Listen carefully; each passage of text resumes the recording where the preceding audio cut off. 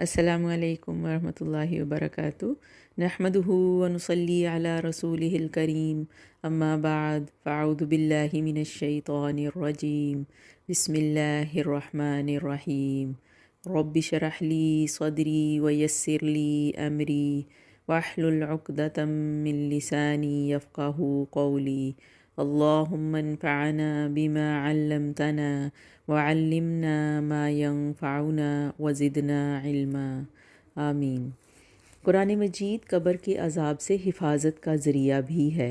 अबू हुरैरा रिवायत करते हैं कि आप सल्लल्लाहु अलैहि वसल्लम ने फरमाया कि जब आदमी को कब्र में लाया जाता है तो फ़रिश्ता उसके सर की तरफ से आता है, यानी अज़ाब के लिए, तो तिलावत कुरान उसको रोक देती है। और जब फ़रिश्ता उसके सामने से आता है तो सदका उसको धकेल देता है, और जब वो उसके पाँव की तरफ से आता है तो मसाजिद की तरफ चल के जाना इसे दूर कर देता है। यानी आदमी जो अपने पाँव से नेकी के कामों की तरफ चल के जाता है तो वो नेकियां उसकी बुराइयों की सज़ा को मिल के हटा देती हैं।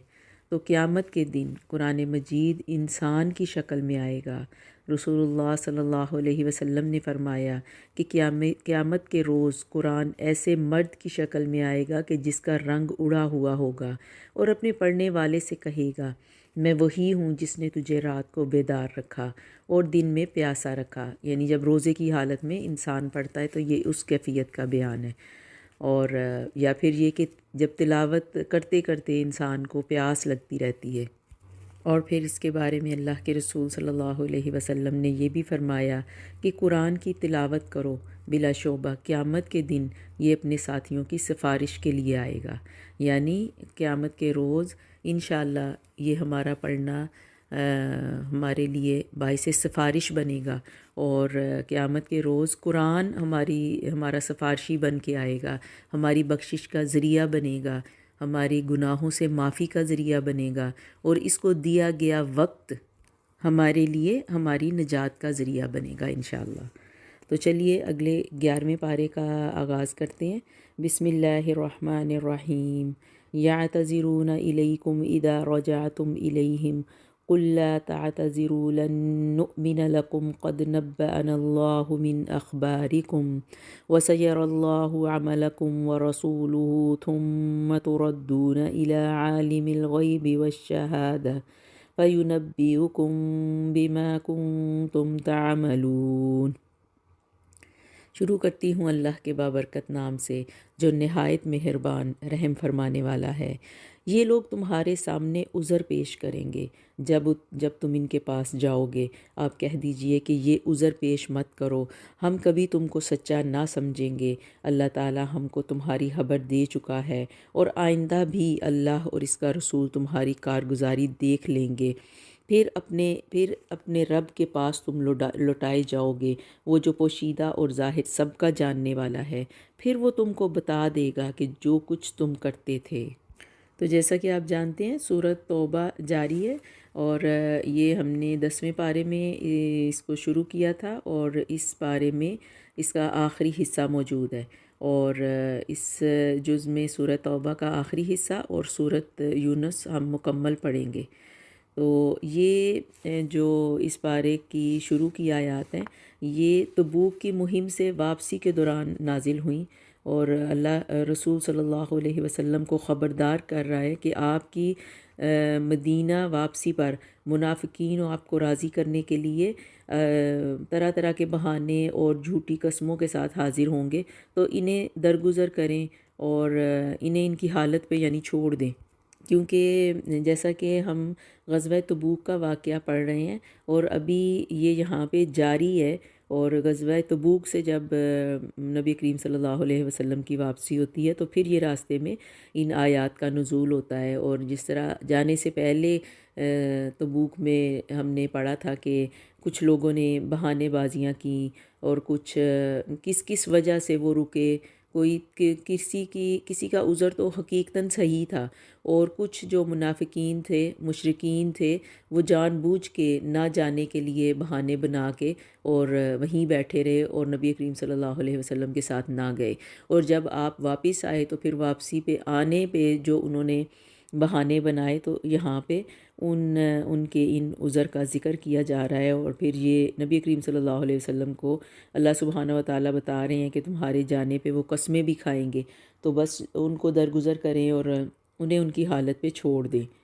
پھر فرمایا، ہاں وہ اب تمہارے سامنے اللہ کی قسمیں کھائیں گے جب تم ان کے پاس جاؤ گے، تاکہ تم ان کو ان کی حالت پر چھوڑ دو۔ سو تم ان کو ان کی حالت پر چھوڑ دو، وہ لوگ بالکل گندے ہیں، ان کا ٹھکانہ دوزخ ہے، ان کاموں کے بدلے جنہیں وہ کیا کرتے تھے۔ یہ اس لیے قسمیں کھائیں گے کہ تم ان سے راضی ہو جاؤ۔ سو اگر تم ان سے راضی بھی ہو جاؤ تو اللہ تو ایسے فاسق لوگوں سے راضی نہیں ہوگا۔ دیہاتی لوگ کفر اور فسق میں اور نفاق میں بہت سخت ہیں، اور ان کو ایسا سخت ہونا بھی چاہیے کہ ان کو ان احکام کا علم نہیں ہے جو اللہ تعالیٰ نے اپنے رسول پر نازل فرمائے ہیں۔ اللہ بڑا علم والا اور بڑی حکمت والا ہے۔ اور ان دیہاتیوں میں سے بعض ایسے ہیں کہ جو کچھ خرچ کرتے ہیں اس کو جرمانہ سمجھتے ہیں، اور تم مسلمانوں کے واسطے برے وقت کے منتظر رہتے ہیں۔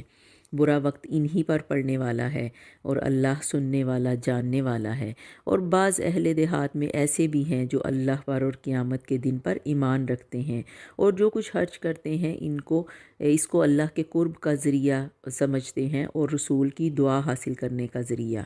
یاد رکھو کہ ان کا یہ خرچ کرنا بے شک ان کے لیے موجب قربت ہے، ان کو اللہ تعالیٰ ضرور اپنی رحمت میں داخل کرے گا۔ اللہ بڑی مغفرت والا اور بڑی رحمت والا ہے۔ اور جو مہاجرین اور انصار سابق اور مقدم ہیں، اور جتنے لوگ اخلاص کے ساتھ ان کے پیروں ہیں، اللہ ان سب سے راضی ہوا اور وہ سب اس سے راضی ہوئے۔ اور اللہ نے ان کے لیے ایسے باغ مہیا کر رکھے ہیں جن کے نیچے نہریں جاری ہوں گی، جن میں وہ ہمیشہ رہیں گے۔ یہ بہت بڑی کامیابی ہے۔ اور کچھ تمہارے گرد و پیش والوں میں اور کچھ مدینے والوں میں ایسے منافق ہیں کہ نفاق پر اڑے ہوئے ہیں، آپ ان کو جانتے نہیں ہیں، اور ان کو ہم جانتے ہیں۔ ہم ان کو دوہری سزا دیں گے، پھر وہ بڑے بھاری عذاب کی طرف بھیجے جائیں گے۔ اور کچھ اور لوگ ہیں جو اپنی خطا کے اقراری ہیں، انہوں نے ملے جلے عمل کیے تھے، کچھ بھلے اور کچھ برے۔ اللہ سے امید ہے کہ ان کی توبہ قبول فرمائے گا، بے شک اللہ بڑی مغفرت والا بڑی رحمت والا ہے۔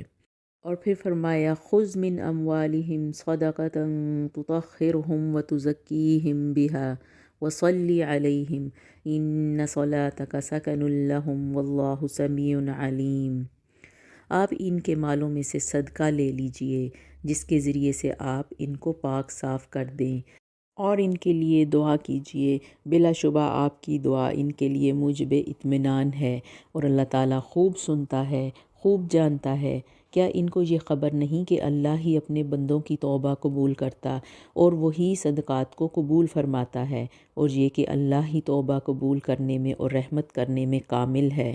کہہ دیجئے کہ تم عمل کیے جاؤ، تمہارے عمل اللہ خود دیکھ لے گا، اور اس کا رسول اور ایمان والے، اور ضرور تم کو اسی کے پاس جانا ہے جو تمام چھپی اور کھلی چیزوں کا جاننے والا ہے، سو وہ تم کو تمہارا سب کیا ہوا بتلا دے گا۔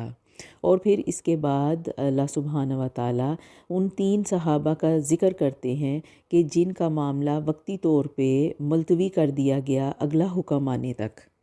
کیونکہ غزوہ تبوک میں پیچھے رہنے والے ایک تو منافق تھے، اور دوسرے وہ جو بلا عذر پیچھے رہ گئے تھے اور انہوں نے اپنی غلطی کا اعتراف کر لیا، لیکن انہیں معافی عطا نہیں کی گئی۔ اس آیت میں اسی گروہ کا ذکر ہے کہ جو بغیر عذر کے پیچھے رہ گئے،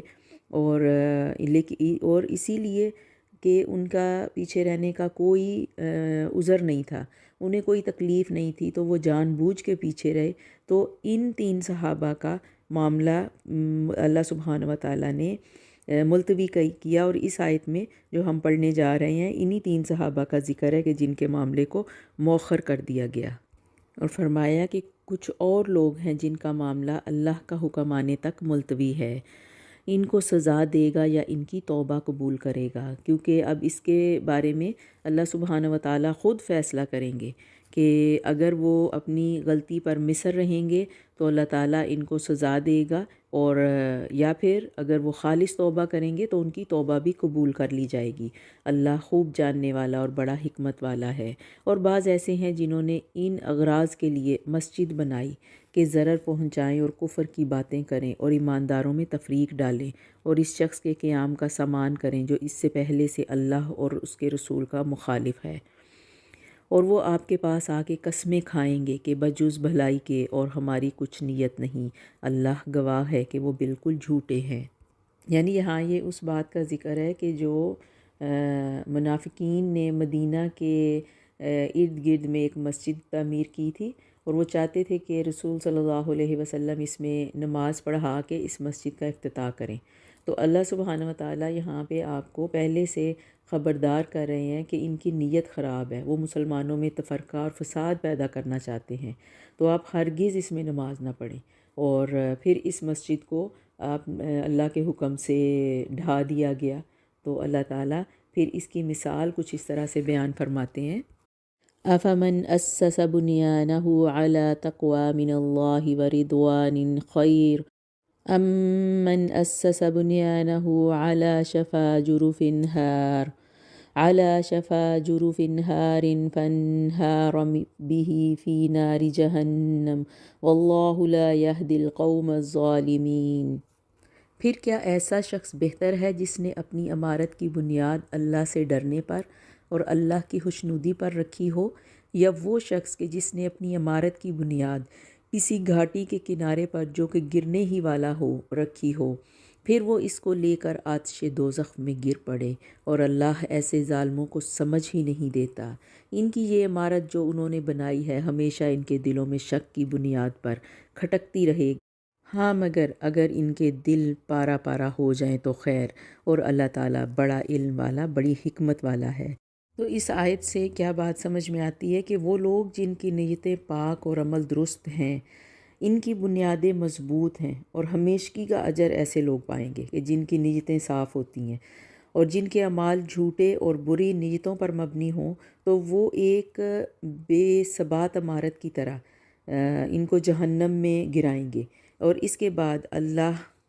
ان کو وہ سزا دے گا کہ جس کے بارے میں انہوں نے کبھی سوچا بھی نہ ہوگا، کیونکہ ہر انسان کو جو اجر ملنا ہے وہ اس کو اس کی نیت کے مطابق ملنا ہے، تو چونکہ ان کی نیتیں خراب ہیں تو یہ اسی طرح پھر اپنے عمل کا اجر بھی اللہ سے ویسا ہی پائیں گے۔ پھر اس کے بعد اللہ اور مومنوں کے درمیان جو معاہدہ اور تجارتی سودا ہے اس کا ذکر، اور ان مومنین کی صفات جو یہ عہد پورا کرتے ہیں، بڑے خوبصورت انداز میں اللہ سبحانہ وتعالیٰ اگلی آیت میں بیان کرتے ہیں، ان اللہ اشتری من المؤمنین انفسهم واموالهم بان لهم الجنہ یقاتلون فی سبیل اللہ فیقتلون ویقتلون وعدا علیہ حقا فی التوراة والانجیل والقرآن ومن اوفی بعہدہ من اللہ فاستبشروا ببیعکم الذی بایعتم بہ وذلک هو الفوز العظیم، کہ بے شک اللہ سبحانہ وتعالیٰ نے اہل ایمان سے ان کے جان اور مال ان کے لیے جنت کے عوض خرید لیے ہیں، وہ اللہ کی راہ میں جنگ کرتے ہیں، بس مارتے ہیں اور پھر مرتے بھی ہیں، یہ اللہ کے ذمے ایک سچا وعدہ ہے تورات، انجیل اور قرآن میں، اور اللہ سے بڑھ کر اپنے وعدے کو پورا کرنے والا کون ہو سکتا ہے؟ سو تم اس سودے پر جو تم نے اس کے ساتھ کیا ہے خوشی مناؤ، اور یہی دراصل بڑی کامیابی ہے۔ پھر ایمان والوں کی صفات بیان کرتے ہوئے فرمایا، توبہ کرتے رہنے والے، عبادت گزار، شکر گزار، محنت کرنے والے، رکوع و سجدہ کرنے والے، نیکی کا حکم دینے والے اور برائی سے روکنے والے، اور اللہ کی حدود کی نگہداشت کرنے والے ہی اصل مومن ہیں، اور مومنوں کو بشارت دے دو۔ یعنی اللہ پر ایمان لانے والوں نے جنت کے بدلے اپنی جانوں اور مالوں کو اللہ کے ہاتھ فروخت کر دیا ہے، اب اللہ کی اطاعت کے علاوہ ان کو کوئی مرضی اور اختیار نہیں، اگر وہ اس تجارت کی شرائط پوری کر کے اللہ کی پسندیدہ صفات کو نشوونما دیں گے تو اس سودے پر خوشیاں منائیں۔ پھر اس کے بعد مسلمانوں کو مشرکین کے لیے مغفرت کی دعا سے منع کر دیا گیا، ہاں وہ مشرک قریبی رشتہ دار ہی کیوں نہ ہو، اور جس طرح قرآن پاک میں ابراہیم کی دعا اپنے باپ کے لیے آئی ہے، تو اس تضاد کو دور کرنے کے لیے بتایا کہ جب اللہ نے روکا کہ ان کا باپ اللہ کا دشمن ہے تو انہوں نے بھی دعا کرنا بند کر دی۔ اللہ مومنوں کو خوشخبری دیتا ہے کہ ان کی توبہ قبول ہوئی۔ یعنی اب اس آیت میں ان 3 صحابہ کی توبہ کی قبولیت کی بشارت کہ جن کی توبہ کے بارے میں ہم نے پہلے کچھ آیات پہلے پڑھا کہ ان کی توبہ ملتوی کر دی گئی ہے، تو ان کی یہ توبہ اسلام کی تاریخ کا ایک بہت بڑا بے مثال اور خوبصورت واقعہ ہے۔ اللہ سبحانہ و تعالیٰ نے پیغمبر کے حال پر توجہ فرمائی اور مہاجرین اور انصار کے حال پر بھی، جنہوں نے ایسی تنگی کے وقت پیغمبر کا ساتھ دیا، اس کے بعد کہ ان میں ایک گروہ کے دلوں میں کچھ تزلزل ہو چلا تھا۔ پھر اللہ نے ان کے حال پر توجہ فرمائی۔ بلا شبہ اللہ تعالیٰ ان سب پر بہت ہی شفیق اور مہربان ہے۔ اور 3 شخصوں کے حال پر بھی جن کا معاملہ ملتوی کر دیا گیا تھا، یہاں تک کہ جب زمین باوجود اپنی فراخی کے ان پر تنگ ہونے لگی اور وہ خود اپنی جان سے تنگ آ گئے، اور انہوں نے سمجھ لیا کہ اللہ سے کہیں پناہ نہیں مل سکتی بجز اس کے کہ اسی کی طرف رجوع کیا جائے، پھر ان کے حال پر توجہ فرمائی تاکہ وہ آئندہ بھی توبہ کر سکے۔ بے شک اللہ توبہ قبول کرنے والا اور بڑا مہربان ہے۔ اب یہ وہ صحابہ کہ جن کا معاملہ مؤخر کیا گیا، اور 50 دن کے بعد اللہ سبحانہ و تعالیٰ نے ان کی توبہ قبول فرمائی۔ تو یہ تینوں صحابہ جن میں کعب بن مالک، مرارہ بن ربی اور ہلال بن امیہ رضی اللہ عنہم شامل تھے، یہ تینوں نہایت مخلص مسلمان تھے۔ اس سے قبل ہر غزوے میں یہ شریک ہوتے رہے، اور اس غزوہ تبوک میں محض ایک اپنی سستی کی وجہ سے یہ شامل نہ ہوئے، تو بعد میں انہیں اپنی غلطی کا شدید احساس ہوا، تو پھر انہوں نے سوچا کہ ایک غلطی تو پیچھے رہنے کی ہو گئی، اور اب ہم منافقین کی طرح رسول اللہ صلی اللہ علیہ وسلم کی خدمت میں جھوٹا عذر پیش کرنے کی غلطی کریں گے، تو ایسا ہم نہیں کریں گے کہ ہم کوئی جھوٹا عذر پیش کریں۔ چنانچہ حاضر خدمت ہو کر انہوں نے اپنی غلطی کا صاف اعتراف کر لیا اور اپنے آپ کو سزا کے لیے پیش کر دیا۔ تو اللہ کے رسول صلی اللہ علیہ وسلم نے ان کے معاملے کو اللہ کے سپرد کیا کہ اگلا حکم آنے تک وہ ان کے بارے میں کچھ بھی نہیں حکم فرمائیں گے۔ تاہم اس دوران آپ نے صحابہ اکرام کو ان تینوں افراد سے تعلق قائم رکھنے حتیٰ کہ بات چیت تک کرنے سے روک دیا، اور 40 راتوں کے بعد انہیں حکم دیا کہ وہ اپنی بیویوں سے بھی دور ہو جائیں۔ چنانچہ بیویوں سے بھی جدائی عمل میں آ گئی، اور مزید 10 دن گزر گئے تو پھر سے اللہ سبحانہ و تعالیٰ نے ان کی توبہ قبول فرمائی اور فرمایا کہ اے ایمان والو، ان کفار سے لڑو جو کہ تمہارے آس پاس ہیں، اور ان کو تمہارے اندر سختی پایا جانا چاہیے، اور یہ یقین رکھو کہ اللہ تعالیٰ متقی لوگوں کے ساتھ ہے۔ اور جب کوئی صورت نازل کی جاتی ہے تو بعض منافقین کہتے ہیں کہ اس صورت نے تم میں سے کس کے ایمان کو زیادہ کیا؟ سو جو لوگ ایماندار ہیں اس صورت نے ان کے ایمان کو اور زیادہ کیا، اور وہ خوش ہو رہے ہیں، اور جن کے دلوں میں روگ ہے، یعنی آلریڈی جن کے دلوں میں دشمنی ہے، اس صورت نے ان میں ان کی گندگی کے ساتھ اور گندگی بڑھا دی، اور وہ حالت کفر میں ہی مر گئے۔ اور کیا ان کو نہیں دکھلائی دیتا کہ یہ لوگ ہر سال 1 بار یا 2 بار کسی نہ کسی آفت میں پھنستے رہتے ہیں، پھر بھی یہ توبہ نہیں کرتے اور نہ ہی نصیحت قبول کرتے ہیں۔ اور جب کوئی صورت نازل کی جاتی ہے تو ایک دوسرے کو دیکھنے لگتے ہیں کہ تم کو کوئی دیکھتا تو نہیں، پھر چل دیتے ہیں۔ اللہ تعالیٰ نے ان کا دل پھیر دیا اس وجہ سے کہ وہ شخص بے سمجھ لوگ ہیں۔ تمہارے پاس ایک ایسے پیغمبر تشریف لائے ہیں جو تمہاری ہی طرح کے ہیں۔ لقد جاءکم رسول من انفسکم عزیز علیہ ما عنتم حریص علیکم بالمؤمنین رؤوف الرحیم، کہ تمہارے پاس ایک ایسے رسول تشریف لائے ہیں جو تمہاری جنس سے ہیں، جن کو تمہاری تکلیف دہ باتیں یا پھر تمہارے نقصان کی باتیں نہایت گراں گزرتی ہیں، جو تمہارے فائدے کے بڑے خواہش مند ہیں، ایمانداروں کے ساتھ بڑے ہی شفیق اور مہربان ہیں۔ فَإِن تَوَلَّوْا فَقُلْ حَسْبِيَ اللَّهُ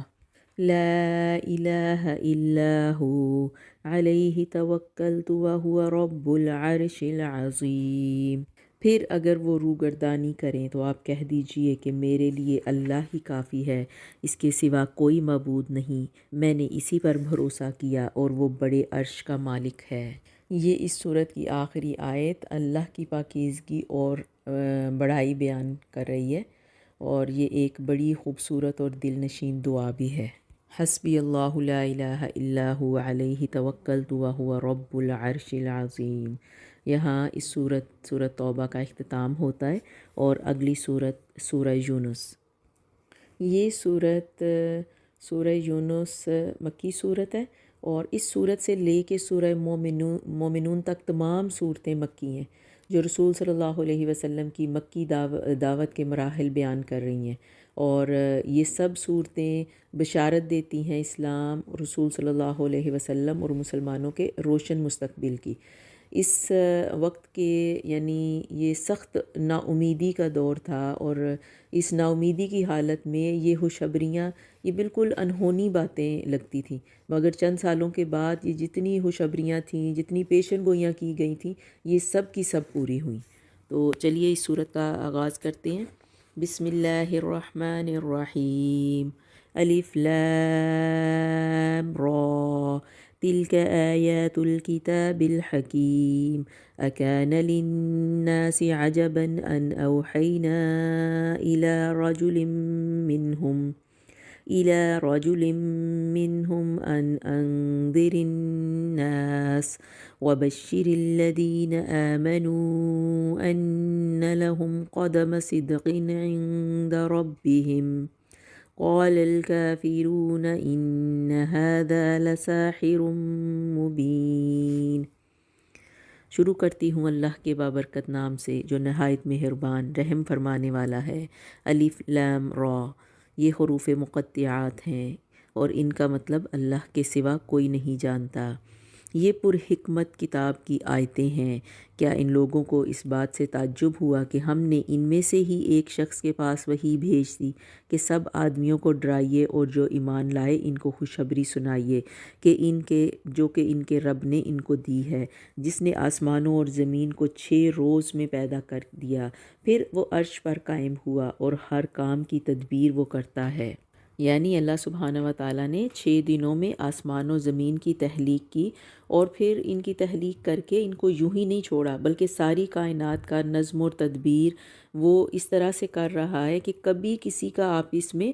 تصادم نہیں ہوتا، یعنی دن رات کے آنے جانے میں آپس میں ایک دوسرے کا تصادم نہیں ہوتا، ہر چیز اس کے حکم سے اپنے اپنے کام پر مصروف ہے، معین ہے، اور اس کی اجازت کے بغیر کوئی اس کے پاس سفارش کرنے والا نہیں۔ ایسا اللہ تمہارا رب ہے، سو تم اس کی عبادت کرو۔ کیا تم پھر بھی نصیحت نہیں پکڑتے؟ تم سب کو اللہ ہی کے پاس جانا ہے، اللہ نے سچا وعدہ کر رکھا ہے، بے شک وہی پہلی بار بھی پیدا کرتا ہے، پھر وہ دوبارہ پیدا کرے گا، تاکہ ایسے لوگوں کو جو کہ ایمان لائے اور انہوں نے نیک کام کیے انصاف کے ساتھ جزا دے، اور جن لوگوں نے کفر کیا ان کے واسطے کھولتا ہوا پانی پینے کو ملے گا، اور دردناک عذاب ہوگا ان کے کفر کی وجہ سے۔ وہ اللہ سبحانہ و تعالیٰ ایسا ہے جس نے سورج کو چمکتا ہوا بنایا اور چاند کو بھی نورانی بنایا، اور اس کے لیے منزلیں مقرر کیں تاکہ تم برسوں کی گنتی اور حساب معلوم کر لیا کرو۔ یعنی چاند کا آنا اور جانا یہ ایک حساب کا ذریعہ ہے کہ اس سے گنتی انسان اپنی پوری کرتا ہے کہ اگلی تاریخ شروع ہو جاتی ہے، اور اللہ تعالیٰ نے یہ چیزیں بے فائدہ نہیں پیدا کی، وہ یہ سب دلائل ان کو صاف صاف بتلا رہا ہے جو عقل رکھتے ہیں۔ بلا شبہ رات اور دن کے یکے بعد دیگرے آنے میں اور اللہ تعالیٰ نے جو کچھ آسمانوں اور زمین میں پیدا کیا ہے، ان سب میں ان لوگوں کے واسطے دلائل ہیں جو اللہ کا ڈر رکھتے ہیں۔ جن لوگوں کو ہمارے پاس آنے کا یقین نہیں، وہ دنیوی زندگی پر راضی ہو گئے اور اس میں دل لگا بیٹھے، اور جو لوگ ہماری آیتوں سے غافل ہیں ایسے لوگوں کا ٹھکانہ ان کے اعمال کی وجہ سے دوزخ ہے۔ یقیناً جو لوگ ایمان لائے اور انہوں نے نیک کام کیے، ان کا رب ان کو ان کے ایمان کے سبب ان کے مقصد تک پہنچا دے گا، نعمت کے باغوں میں جن کے نیچے نہریں ہوں گی۔ اب یہ مومنین کا انجام اللہ سبحانہ و تعالیٰ فرما رہے ہیں۔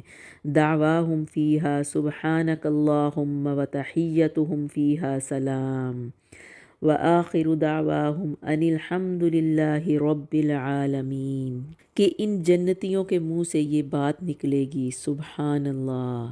کہ اللہ سبحانہ و تعالیٰ کی ذات پاک ہے، اور ان کا باہمی سلام یہ ہوگا السلام علیکم، اور ان کی آخری بات یہ ہوگی کہ تمام نعمتیں اللہ کے لیے ہیں، یعنی الحمدللہ رب العالمین، جو سارے جہان کا رب ہے۔ اور اگر اللہ لوگوں پر جلدی سے نقصان واقع کر دیتا جس طرح وہ فائدہ کے لیے جلدی کرتے ہیں، تو ان کا وعدہ کبھی کا پورا ہو چکا ہوتا۔ سو ہم ان لوگوں کو جن کو ہمارے پاس آنے کا یقین نہیں، ان کے حال پر چھوڑے رکھتے ہیں کہ اپنی سرکشی میں بھٹکتے رہیں، اور جب انسان کو کوئی تکلیف پہنچتی ہے تو ہم کو پکارتا ہے، لیٹے بھی، بیٹھے بھی، کھڑے بھی۔ پھر جب ہم اس کی تکلیف اس سے ہٹا دیتے ہیں تو وہ ایسا ہو جاتا ہے کہ گویا اس نے اپنی تکلیف کے لیے جو اسے پہنچی تھی ہمیں پکارا ہی نہ تھا۔ ان حد سے گزرنے والوں کو، ان کے اعمال کو، ان کے لیے اس طرح اللہ نے خوشنما بنا دیا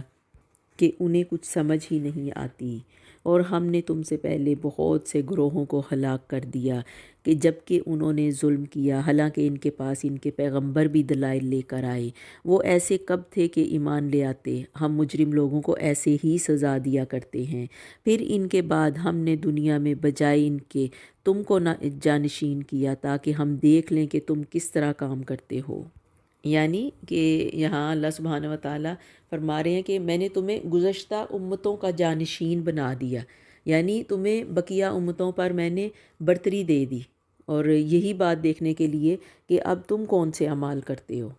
اور جب ان کے سامنے ہماری آیتیں پڑھی جاتی ہیں جو بالکل صاف صاف ہیں، تو یہ لوگ جن کو ہمارے پاس آنے کی امید نہیں ہے، یوں کہتے ہیں کہ اس کے سوا کوئی دوسرا قرآن لے آئیے، یعنی اس کے علاوہ کچھ لائیے، یا اس میں کچھ ترمیم کر دیجئے۔ تو آپ ان کو کہہ دیجئے کہ مجھے یہ حق نہیں کہ میں اپنی طرف سے اس میں کچھ بھی رد و بدل کروں، بس میں تو اسی کا اتباع کروں گا جو میرے پاس وحی کے ذریعے پہنچا ہے۔ اگر میں اپنے رب کی نافرمانی کروں تو میں ایک بڑے دن کے عذاب کا اندیشہ رکھتا ہوں۔ قُل لَوْ شَاءَ اللَّهُ مَا تَلَوْتُهُ عَلَيْكُمْ وَلَا أَدْرَاكُمْ بِهِ فَقَدْ لَبِثْتُ فِيكُمْ عُمُرًا مِّن قَبْلِهِ أَفَلَا تَعْقِلُونَ۔ آپ ان کو یوں بھی کہہ دیجئے کہ اگر اللہ کو منظور ہوتا تو نہ تو میں تم کو وہ پڑھ کر سناتا اور نہ ہی اللہ تم کو اس کی اطلاع دیتا، کیونکہ اس سے پہلے میں ایک عمر کا بہت بڑا حصہ تم میں رہ چکا ہوں۔ کیا تم عقل نہیں رکھتے؟ سو اس شخص سے زیادہ ظالم اور کون ہوگا جو اللہ پر جھوٹ باندھے یا اس کی آیتوں کو جھوٹا بتلائے، نعوذ باللہ۔ یقیناً ایسے مجرموں کو اصلاً فلاح نہ ہوگی، اور یہ لوگ اللہ کو چھوڑ کر ایسی چیزوں کی عبادت کرتے ہیں جو نہ ان کو تکلیف پہنچا سکتی ہیں نہ ان کو نفع، اور کہتے ہیں کہ یہ اللہ کے پاس ہمارے سفارشی ہیں۔ آپ کہہ دیجئے کہ کیا تم اللہ کو ایسی چیز کی خبر دیتے ہو جو اللہ کو معلوم ہی نہیں، نہ آسمانوں میں اور نہ زمین میں؟ وہ پاک ہے اور برتر ہے ان لوگوں کے شرک سے، اور تمام لوگ ایک ہی امت کے تھے، پھر انہوں نے اختلاف پیدا کر لیا۔ اور اگر ایک بات نہ ہوتی جو آپ کے رب کی طرف سے پہلے سے ٹھہر چکی ہے، تو جس چیز میں یہ لوگ اختلاف کر رہے ہیں ان کا قطعی فیصلہ ہو چکا ہوتا۔ اور یہ لوگ یوں کہتے ہیں کہ ان پر کوئی نشانی کیوں نہیں اتاری گئی۔ سو آپ فرما دیجئے کہ غیب کی خبر صرف اللہ کو ہے، سو تم بھی منتظر رہو، میں بھی تمہارے ساتھ منتظر ہوں۔ وَإِذَا أَذَقْنَا النَّاسَ رَحْمَةً من بعد ضراء مستهم إذا لهم مكر في آياتنا قل الله أسرع مكرا إن رسلنا يكتبون ما تمكرون۔ اور جب ہم لوگوں کو اس امر کے بعد کہ ان پر کوئی مصیبت پڑ چکی ہو کسی نعمت کا مزہ چکھا دیتے ہیں تو وہ فوراً ہی ہماری آیتوں کے بارے میں چالیں چلنے لگتے ہیں۔ آپ کہہ دیجئے کہ اللہ تعالیٰ چال چلنے میں تم سے زیادہ، یعنی اللہ تدبیر کرنے میں تم سے زیادہ بہتر ہے۔ بالیقین ہمارے فرشتے تمہاری سب چالوں کو لکھ رہے ہیں۔ پھر اگلی آیات میں اللہ سبحانہ و تعالیٰ کی قدرت کی نشانیاں اور تعریفیں بیان کرتے ہوئے فرمایا جاتا ہے کہ وہ اللہ ایسا ہے کہ تم کو خشکی اور دریا میں چلاتا ہے، یہاں تک کہ جب تم کشتی میں سوار ہوتے ہو اور وہ کشتیاں لوگوں کو موافق ہوا کے ذریعے سے لے کر چلتی ہیں اور وہ لوگ ان سے خوش ہوتے ہیں، ان پر ایک جھونکا سخت ہوا کا آتا ہے اور ہر طرف سے ان پر موجیں اٹھتی چلی آتی ہیں، اور وہ سمجھتے ہیں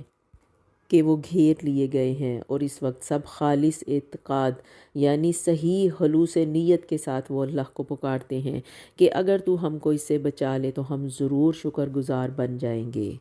پھر جب اللہ سبحانہ و تعالیٰ ان کو بچا لیتا ہے تو وہ فوراً ہی زمین میں ناحق سرکشی کرنے لگتے ہیں۔ اے لوگو، تمہاری سرکشی تمہارے لیے وبال ہونے والی ہے، دنیاوی زندگی کے چند فائدے ہیں، پھر ہمارے پاس تم کو آنا ہے، پھر ہم سب تمہارا کیا ہوا تم کو بتلا دیں گے۔ بس دنیاوی زندگی کی حالت تو ایسی ہے کہ جیسے ہم نے آسمان سے پانی برسایا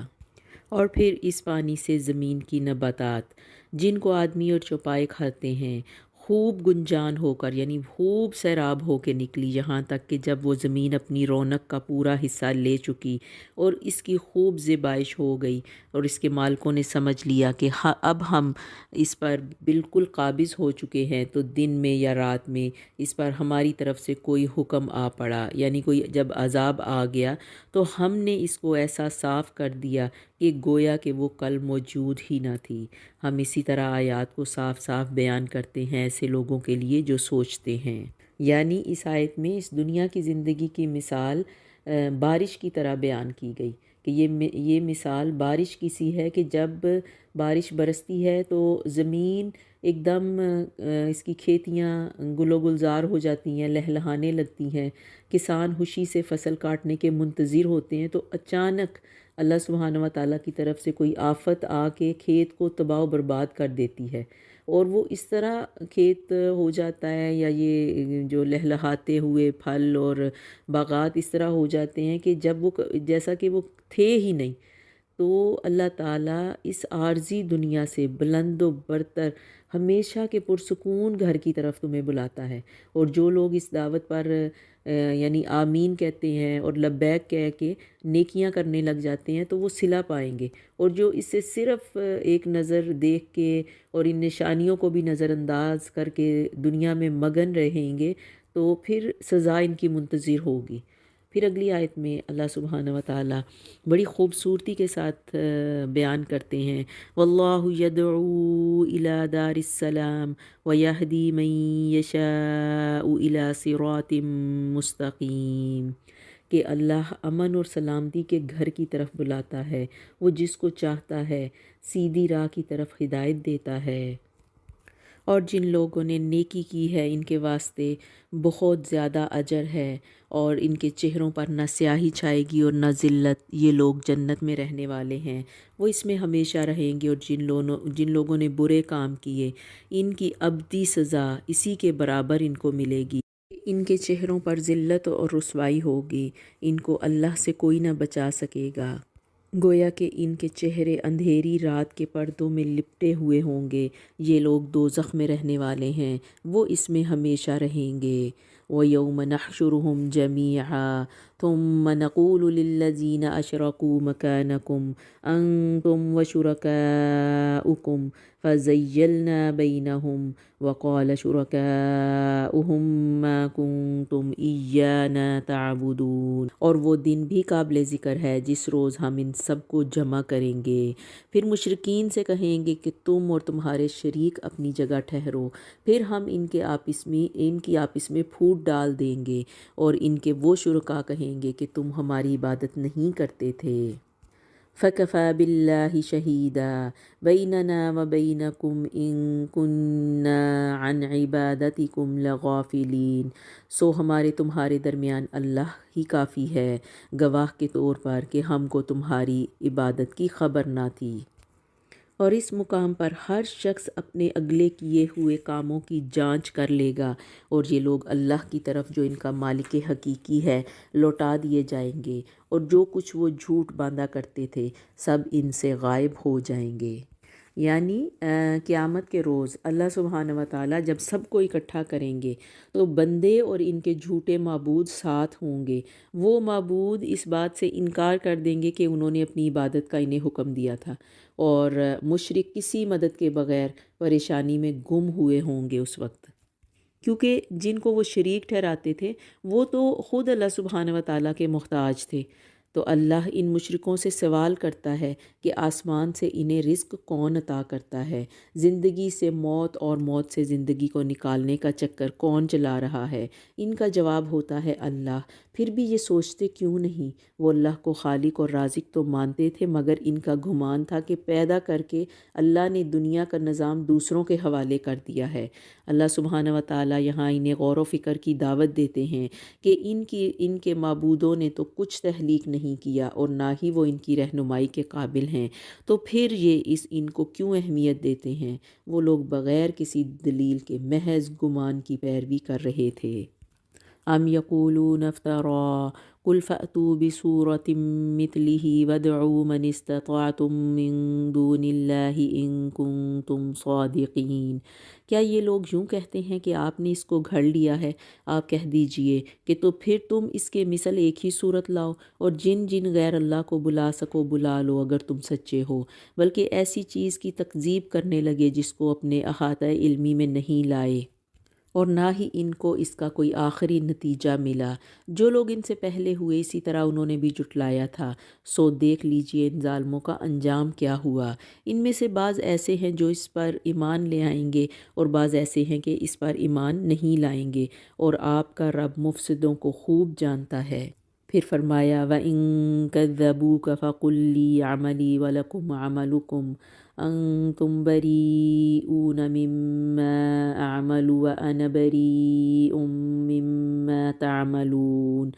اور اگر آپ کو یہ جھٹلاتے رہیں تو یہ کہہ دیجئے کہ میرے لیے میرا عمل ہے اور تمہارے لیے تمہارا عمل، تم میرے عمل سے بری ہو اور میں تمہارے عمل سے بری ہوں۔ اور ان میں سے بعض ایسے ہیں جو آپ کی طرف کان لگائے بیٹھے ہیں کہ آپ بہروں کو سناتے ہیں، گو ان کو سمجھ بھی نہیں۔ یہ سب مشرکین کا رویہ اللہ سبحانہ و تعالیٰ بیان کر رہے ہیں اور نبی کریم صلی اللہ علیہ وسلم کو ساتھ ساتھ تسلی دیتے جا رہے ہیں۔ اور ان میں سے بعض ایسے ہیں کہ آپ کو دیکھ رہے ہیں، پھر کیا آپ اندھوں کو راستہ دکھلانا چاہتے ہیں؟ گو ان کو بصیرت بھی نہ ہو۔ یعنی ظاہری طور پر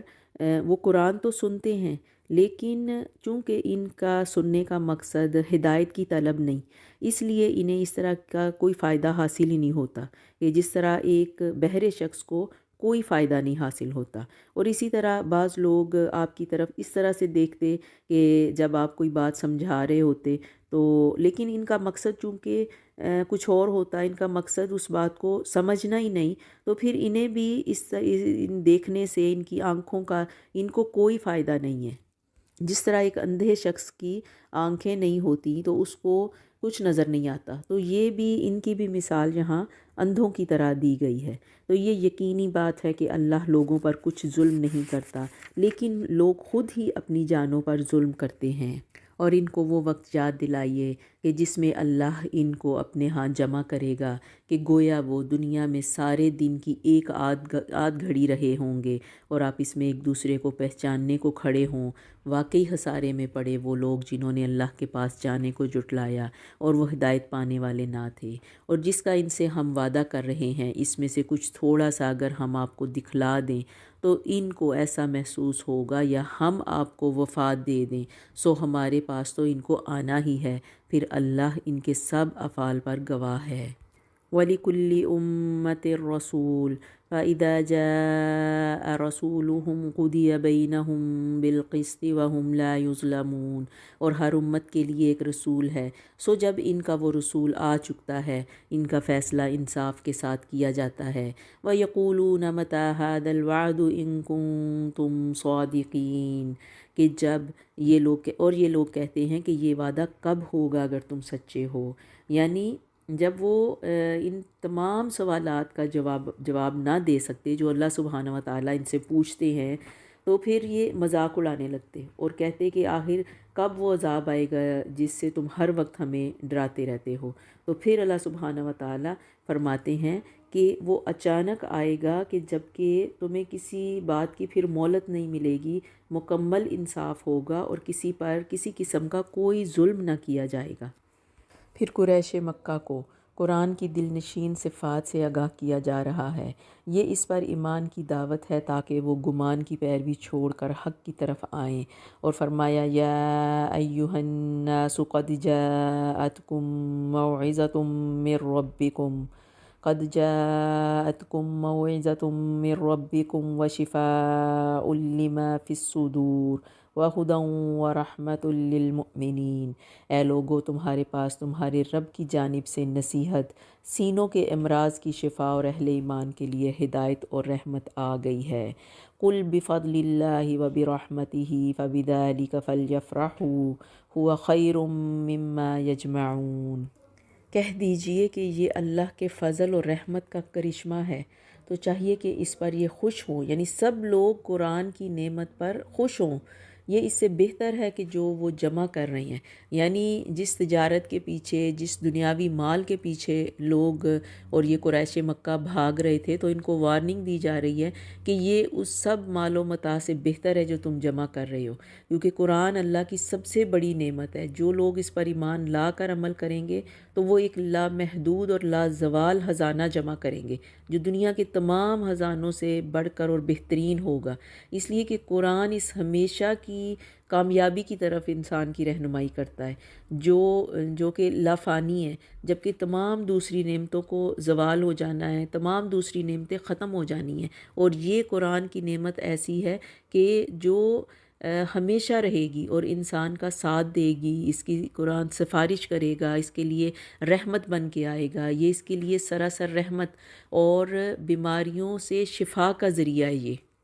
یہ بڑی خوبصورت آیات ہیں کہ جس سے ہمیں قرآن پاک کی اہمیت اللہ سبحانہ و تعالیٰ سمجھا رہے ہیں کہ یہ ایک اللہ کی طرف سے نصیحت کا ذریعہ ہے۔ اس میں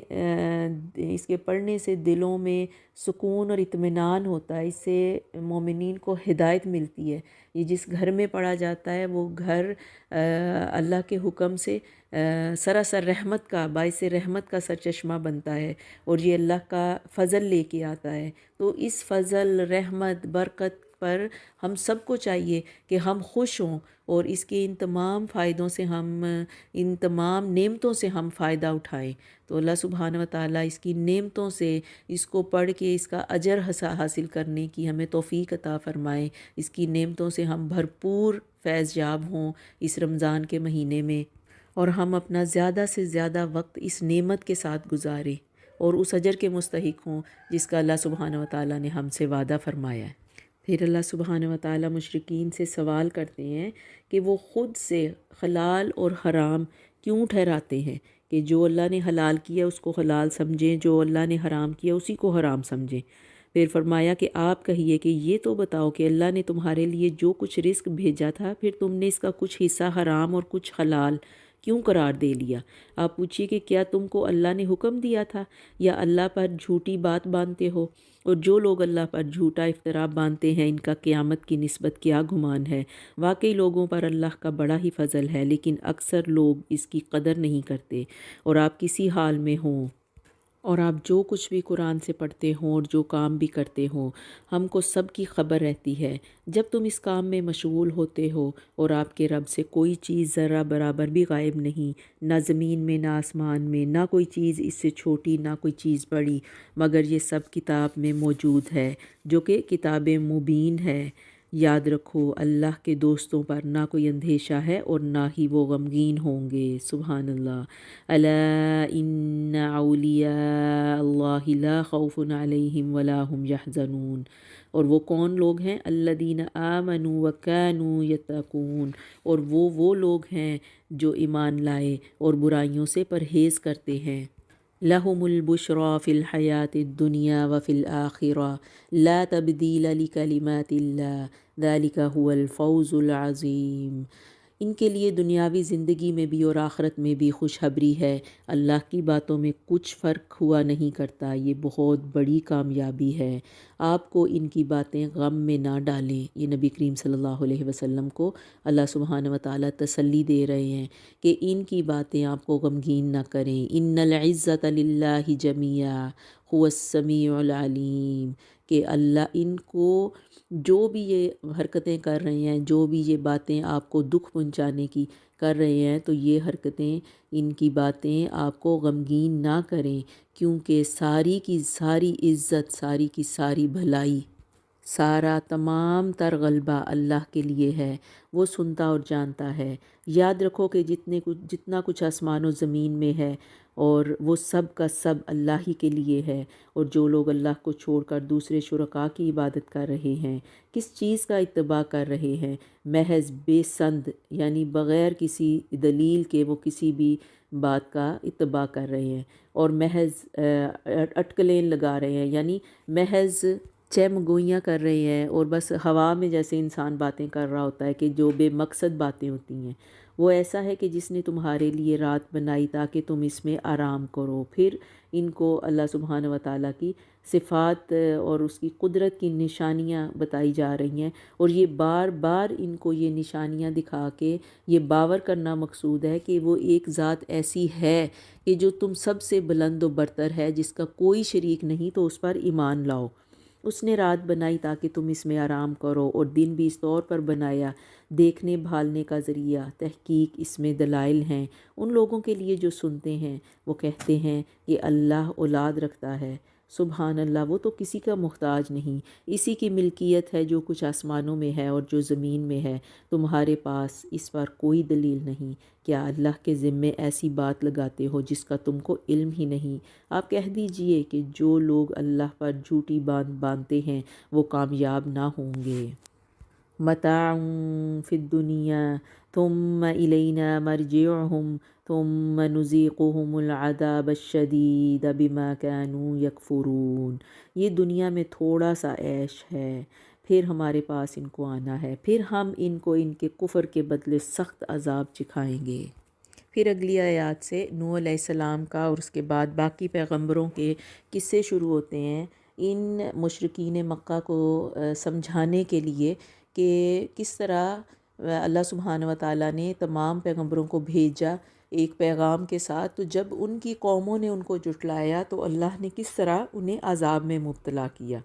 اور پھر یہاں پہ نوح علیہ السلام کا قصہ شروع ہوتا ہے، اور آپ ان کو نوح کا قصہ پڑھ کر سنائیے، جب کہ انہوں نے اپنی قوم سے فرمایا، اے میری قوم، اگر تم کو میرا رہنا اور احکام الہی کی نصیحت کرنا بھاری معلوم ہوتا ہے تو میرا تو اللہ ہی پر بھروسہ ہے۔ تم اپنی تدبیر اپنے شرکاء کے لیے پختہ کرو، پھر تمہاری تدبیر تمہاری گھٹن کا باعث نہیں ہونی چاہیے، پھر میرے ساتھ کر گزرو اور مجھ کو مہلت نہ دو، یعنی اپنی تدبیر مجھ پر چلا لو جو بھی تم سوچ رہے ہو، اور کیونکہ مجھے تمہاری کسی تدبیر سے کوئی ڈر نہیں، میرے ساتھ میرا اللہ ہے، اور تم نے جو کرنا ہے تم وہی کر لو۔ پھر بھی اگر تم اعراض ہی کیے جاؤ تو میں نے تم سے کوئی معاوضہ تو نہیں مانگا، میرا معاوضہ تو صرف اللہ ہی کے ذمے ہے، اور مجھ کو حکم کیا گیا ہے کہ میں مسلمان ہو کر ہی رہوں۔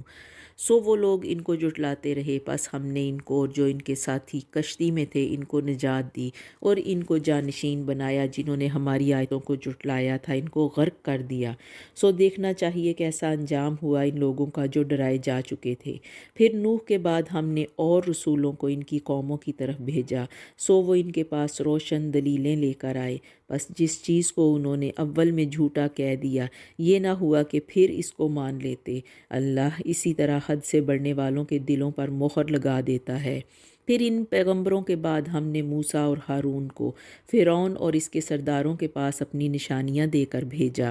سو انہوں نے تکبر کیا اور وہ لوگ مجرم قوم تھے۔ پھر جب ان کو ہمارے پاس سے صحیح دلیل پہنچی تو وہ لوگ کہنے لگے کہ یقیناً یہ سری جادو ہے۔ موسیٰ نے فرمایا کہ کیا تم اس میں صحیح دلیل کی نسبت جب کہ وہ تمہارے پاس پہنچی ایسی بات کہتے ہو، تو کیا یہ جادو ہے؟ حالانکہ جادوگر کامیاب نہیں ہوا کرتے۔ وہ لوگ کہنے لگے، یعنی یہاں موسیٰ علیہ السلام کا قصہ بیان کیا جا رہا ہے، جو فرعون کا سامنا جب ان کے ساتھ ہوا تو فرعون نے ان کے مقابلے کے لیے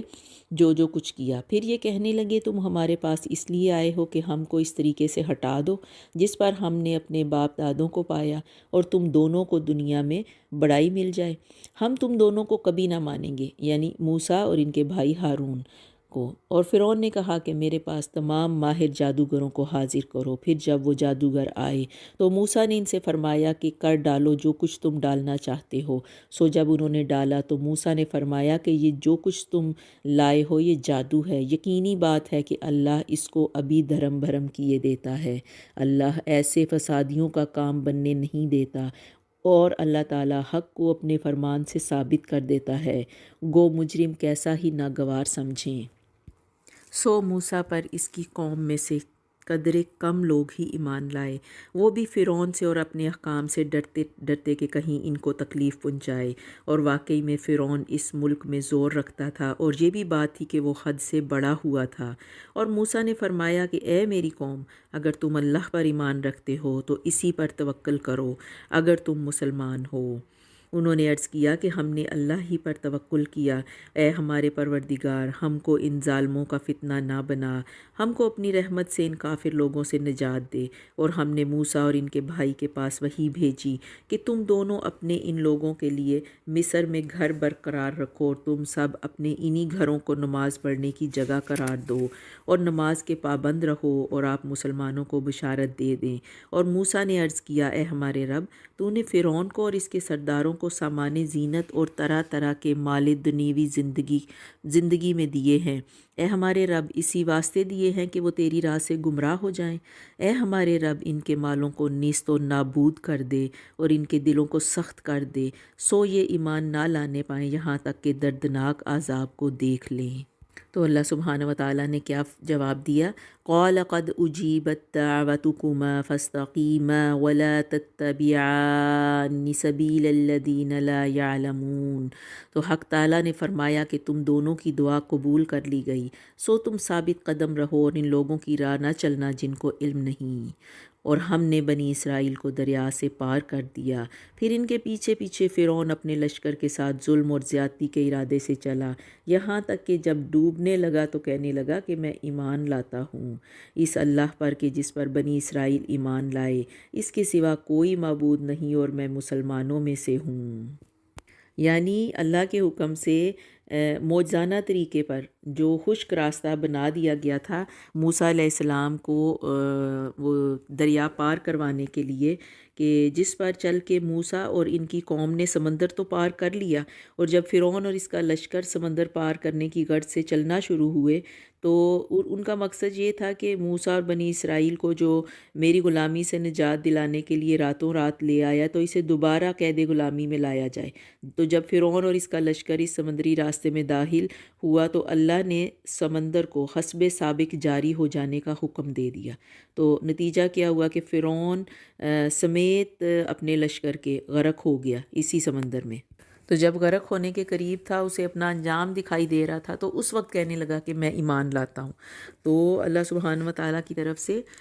کیا جواب دیا گیا کہ اب ایمان لانے کا کوئی فائدہ نہیں، کیونکہ جب ایمان لانے کا وقت تھا اس وقت تک تو تم نافرمانیوں اور لڑائی جھگڑوں میں مبتلا تھے۔ اور فرمایا سو آج ہم صرف تیری لاش کو نجات دیں گے تاکہ تو ان کے لیے نشان عبرت ہو جو وہ بعد میں تمہیں دیکھے۔ یعنی جب فرعون غرق ہو گیا تو اس کی موت کا بہت سے لوگوں کو یقین ہی نہیں آتا تھا، تو اللہ سبحانہ و تعالیٰ نے سمندر کو حکم دیا کہ اس کی لاش کو باہر خشکی پر پھینک دے، جس کا مشاہدہ پھر سب نے کیا کہ فرعون غرق ہو گیا اور کس طرح وہ اللہ کے حکم سے غرق ہوا۔ اور حقیقت یہ ہے کہ بہت سے آدمی ہماری نشانیوں سے غافل ہیں، اور ہم نے بنی اسرائیل کو بہت اچھا ٹھکانہ رہنے کو دیا، اور ہم نے انہیں پاکیزہ چیزیں کھانے کو دیں، سو انہوں نے اختلاف نہیں کیا یہاں تک کہ ان کے پاس علم پہنچ گیا۔ یقینی بات ہے کہ آپ کا رب ان کے درمیان قیامت کے دن ان امور میں فیصلہ کرے گا جن میں وہ اختلاف کرتے تھے۔ پھر اگر آپ اس کی طرف سے شک میں مبتلا ہوں جس کو ہم نے آپ کے پاس بھیجا ہے تو آپ ان لوگوں سے پوچھئے جو آپ سے پہلی کتابوں کو پڑھتے ہیں، بے شک آپ کے پاس آپ کے رب کی طرف سے سچی کتاب آئی ہے، آپ ہرگز شک کرنے والوں میں سے نہ ہوں، اور نہ ان لوگوں میں سے ہوں جنہوں نے اللہ تعالیٰ کی آیتوں کو جھٹلایا، کہیں آپ خسارہ پانے والوں میں سے نہ ہو جائیں۔ یعنی یہاں آخر میں نبی کریم صلی اللہ علیہ وسلم کو تسلی اور حوصلہ افزائی کہ اگر لوگ آپ کو جھٹلا رہے ہیں تو آپ پریشان نہ ہوں۔ اسی طرح بہت سے پہلے رسول بھی جھٹلائے گئے۔ اگر آپ کا گمان ہے کہ یہ کوئی معجزہ دیکھ کر یعنی آپ پر ایمان لے آئیں گے تو یہ آپ کی غلط فہمی ہے، یہ ماننے والے نہیں، کیونکہ پچھلی قوموں کو بہت سے معجزات دکھائے گئے تھے، مگر صرف قوم یونس وہ واحد قوم نکلی کہ جو عذاب آنے سے پہلے ایمان لے آئی، اور بتا دیا گیا کہ اللہ کے اذن کے بغیر کوئی ایمان نہیں لا سکتا۔ وہ ان کو ہدایت کی توفیق بخشتا ہے جو اپنے ارد گرد موجود نشانیوں پر غور و فکر کر کے سمجھتے ہیں۔ اور یہاں پہ رسول صلی اللہ علیہ وسلم کو کہا گیا کہ آپ اعلان کر دیں کہ مجھے تو ایک اللہ پر ایمان لانے کا حکم ہے، خود کو صرف اسی کے لیے خالص کرتے ہوئے تمام قدرت اور اختیار اللہ کے پاس ہے، اور سب فائدے، نقصان اور آزمائشیں اسی کی مشیت سے پہنچتے ہیں۔ پھر فرمایا وَلَوْ شَاءَ رَبُّكَ لَآمَنَ مَن فِي الْأَرْضِ كُلُّهُمْ جَمِيعًا أَفَأَنْتَ تُكْرِهُ النَّاسَ حَتَّى يَكُونُوا مُؤْمِنِينَ۔ اور اگر آپ کا رب چاہتا تو تمام روئے زمین کے لوگ سب کے سب ایمان لے آتے، تو کیا آپ لوگوں پر زبردستی کر سکتے ہیں یہاں تک کہ وہ مومن ہی ہو جائیں؟ حالانکہ کسی شخص کا ایمان لانا اللہ کے حکم کے بغیر ممکن نہیں، اور اللہ تعالیٰ بے عقل لوگوں پر گندگی ڈالتا ہے۔ آپ کہہ دیجئے کہ تم غور کرو کہ کیا کیا چیزیں آسمانوں میں اور زمین میں ہیں، اور جو لوگ ایمان نہیں لاتے ان کو نشانیاں اور دھمکیاں کچھ فائدہ نہیں پہنچاتی۔ سو وہ لوگ صرف ان لوگوں کے سے واقعات کا انتظار کر رہے ہیں جو ان سے پہلے گزر چکے۔ آپ فرما دیجئے کہ اچھا تم انتظار میں رہو، میں بھی تمہارے ساتھ انتظار کرنے والوں میں ہوں۔ پھر ہم اپنے پیغمبروں کو اور ایمان والوں کو بچا لیتے ہیں، اسی طرح ہمارے ذمے ہے کہ ہم ایمان والوں کو نجات دیا کرتے ہیں۔ آپ کہہ دیجئے کہ اے لوگو، اگر تم میرے دین کی طرف سے شک میں ہو تو میں ان معبودوں کی عبادت نہیں کرتا جن کی تم اللہ کو چھوڑ کر عبادت کرتے ہو، لیکن ہاں اس اللہ کی عبادت کرتا ہوں جو تمہاری جان قبض کرتا ہے، اور مجھ کو یہ حکم ہوا ہے کہ میں ایمان لانے والوں میں سے ہو جاؤں، اور یہ کہ اپنا رخ یکسو ہو کر اس دین کی طرف کر لینا اور کبھی مشرکوں میں سے نہ ہونا، اور اللہ کو چھوڑ کر ایسی چیز کی عبادت مت کرنا جو تجھ کو نہ کوئی نفع پہنچا سکے اور نہ کوئی نقصان۔ پھر اگر ایسا کیا تو تم اس حالت میں ظالموں میں سے ہو جاؤ گے۔ یعنی یہاں پہ لوگوں کو حق بات ماننے کی ترغیب دی جا رہی ہے کہ جو ایمان لائے گا اس میں اپنا ہی فائدہ ہوگا، اور جو انکار کرے گا تو خود ہی کو مصیبت میں مبتلا کرے گا۔ اور پھر اس کے بعد رسول صلی اللہ علیہ وسلم کو صبر سے اس وقت تک اپنا کام جاری رکھنے کا حکم جب تک کہ اللہ کا فیصلہ نہ آ جائے، اور فرمایا وَإِن يَمْسَسْكَ اللَّهُ بِضُرٍّ فَلَا كَاشِفَ لَهُ إِلَّا هُوَ وَإِن يُرِدْكَ بِخَيْرٍ فَلَا رَادَّ لِفَضْلِهِ يُصِيبُ بِهِ مَن يَشَاءُ مِنْ عِبَادِهِ وَهُوَ الْغَفُورُ الرَّحِيمُ۔ اور اگر تم کو اللہ کوئی تکلیف پہنچائے تو بجز اس کے اور کوئی اس کو دور کرنے والا نہیں، اور اگر تم کو کوئی خیر پہنچانا چاہے تو اس کے فضل کا کوئی ہٹانے والا نہیں۔ وہ اپنا فضل اپنے بندوں میں سے جس پر چاہے نچھاور کر دے، وہ بڑی مغفرت اور رحمت والا ہے۔ ہم اس صورت کی آخری آیات یہاں پہ پڑھ رہے ہیں۔ قُلْ يَا أَيُّهَا النَّاسُ قَدْ جَاءَكُمُ الْحَقُّ مِنْ رَبِّكُمْ فَمَنِ اهْتَدَىٰ فَإِنَّمَا يَهْتَدِي لِنَفْسِهِ وَمَنْ ضَلَّ فَإِنَّمَا يَضِلُّ عَلَيْهَا وَمَا أَنَا عَلَيْكُمْ بِوَكِيلٍ۔ کہ آپ کہہ دیجئے کہ اے لوگو، تمہارے پاس حق تمہارے رب کی طرف سے پہنچ چکا ہے، اس لیے جو شخص راہ راست پر آ جائے سو وہ اپنے واسطے راہ راست پر آئے گا، اور جو شخص بے راہ رہے گا تو اس کا بے راہ ہونا اسی پر پڑے گا، میں تم پر مسلط نہیں کیا گیا۔ یعنی جو شخص اس راستے سے بھٹکے گا تو وہ اپنی وبال کا، اپنی جو اس پر اللہ کی طرف سے پھر مصیبت آئے گی، وہ خود ہی اس کا ذمہ دار ہوگا، اور میں تمہارے ایمان کا ذمہ دار نہیں ہوں۔ یعنی یہ نبی کریم صلی اللہ علیہ وسلم فرما رہے ہیں۔ وَاتَّبِعْ مَا يُوحَىٰ إِلَيْكَ وَاصْبِرْ حَتَّىٰ يَحْكُمَ اللَّهُ وَهُوَ خَيْرُ الْحَاكِمِينَ۔ اور تم پیروی کرو اس چیز کی جو تم پر وحی کی جاتی ہے، اور ثابت قدم رہو یہاں تک کہ اللہ فیصلہ کر دے، اور وہ بہترین فیصلہ کرنے والا ہے۔ یعنی آپ صلی اللہ علیہ وسلم کو تلقین کی جا رہی ہے کہ اگر یہ روگردانی کر رہے ہیں تو اس کے برعکس آپ اللہ کے احکام کی جو آپ کو وحی کی صورت میں بھیجے جاتے ہیں ان کی پیروی صبر کے ساتھ کی کرتے چلے جائیں، اگرچہ یہ لوگ انکار کریں، لیکن اور اس کے ساتھ ساتھ یہ حکم کہ آپ اس فیصلے کا انتظار کریں جو اللہ سبحانہ و تعالیٰ صادر فرمائیں گے، کیونکہ وہ تمام فیصلہ کرنے والوں سے بڑھ کر بہترین فیصلہ کرنے والا ہے۔ تو یہاں پہ سورہ یونس کا اختتام ہوتا ہے، اور آگے سے ابھی سورہ ہود شروع ہوتی ہے، اور یہ سورہ ہود کی 5 آیات اسی 11ویں پارے میں موجود ہیں۔ تو انشاءاللہ ہم ان 5 آیات کے ساتھ اگلے پارے کے ساتھ کل انشاءاللہ ہم سورہ ہود کا آغاز کریں گے۔ تو جس طرح ہم نے سورہ یونس میں اقوام کے قصے، تمام پیغمبروں کی آمد، اور پھر ان قوموں کا آگے سے ان پیغمبروں کے ساتھ رویہ، پھر ان کا انکار، اور اللہ سبحانہ و تعالیٰ کی طرف سے جس طرح وہ عذاب الہی میں مبتلا ہوئیں، اور پھر مشرکین مکہ کا رویہ، یعنی جو قریش تھے اس وقت نبی کریم صلی اللہ علیہ وسلم کے پیغام کو جھٹلا رہے تھے، اور جس طرح کا انہوں نے رویہ آپ صلی اللہ علیہ وسلم کے ساتھ رکھا ہوا تھا، اس کی تفصیل ہم نے سورہ یونس میں پڑھی ہے، اور اللہ سبحانہ و تعالیٰ نے اپنی خدائے وحدت کی نشانیاں اور اپنی قدرت کی نشانیاں جس طرح اس صورت میں بیان کی ہیں، اور بار بار ان کو اس انکار کے رویے سے منع کرتے ہوئے اپنے عذاب کی دھمکی دی، اور یہ آگے سے ان کی ڈٹائی کا بیان کہ جس طرح یہ آگے سے مسلسل انکار کرتے رہے اور کہتے رہے کہ اپنے اللہ سے کہو کہ ہمارے اوپر جو بار بار عذاب کی دھمکی دیتے ہیں تو وہ لے آئے، تو یہ نہیں جانتے تھے کہ جب اللہ کا عذاب آئے گا تو وہ کس قدر شدید ہوگا، کیونکہ جو دنیا میں انکار کر رہا ہے تو اس کا نقصان اور وبال اسی شخص پر پڑے گا، اور قیامت کے دن وہ جہنم کی آگ کا مستحق ہوگا۔ اور اس کے برعکس جو ہدایت کا راستہ اختیار کرے گا، اور اس اختیار کرنے کی وجہ سے کوئی اللہ کی طاقت میں اضافہ نہیں ہونے والا،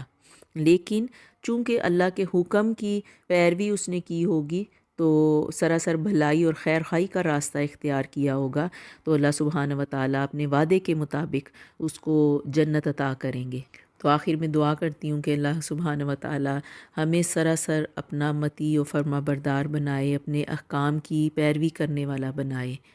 اور ہماری عادات کی مشابہت، ہمارے اعمال کی مشابہت ان لوگوں کی طرح نہ ہو جو عذاب الہی کی مستحق ہوئیں۔